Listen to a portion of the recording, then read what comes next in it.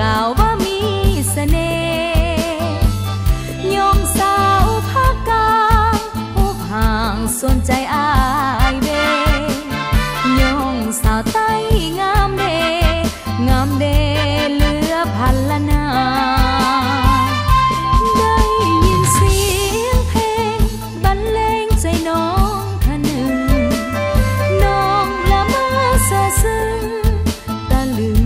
คืออายบ่ว่าสาวนาใส่ทองเนื้อทองใจดีแท้นา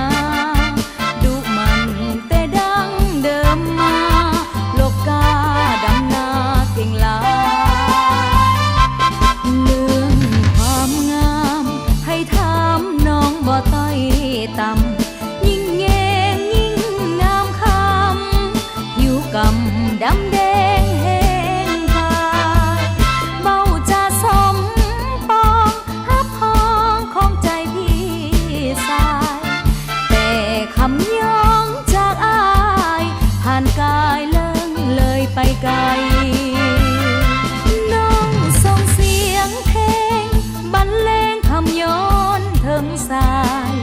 น้องอยู่เดียวเปลี่ยวได้คอยสายทุกวันบ่ไหลอายถือขาลมตกต้มจงหันเปลี่ยนใจคืนหาน้องควันใจสำใบที่คอยอายตาวมา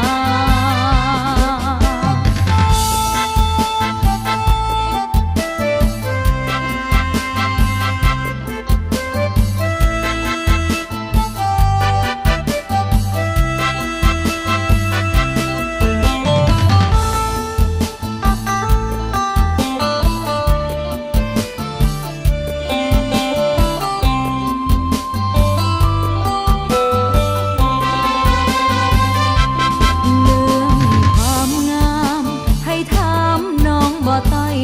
ต่ำยิ่งแยงยิ่งงามคำอยู่กำดำแดงแห้งพายเบาจะสมปองฮับพองของใจพี่สายแต่คำย้องจากอายผ่านกายเลิ่งเลยไปไกล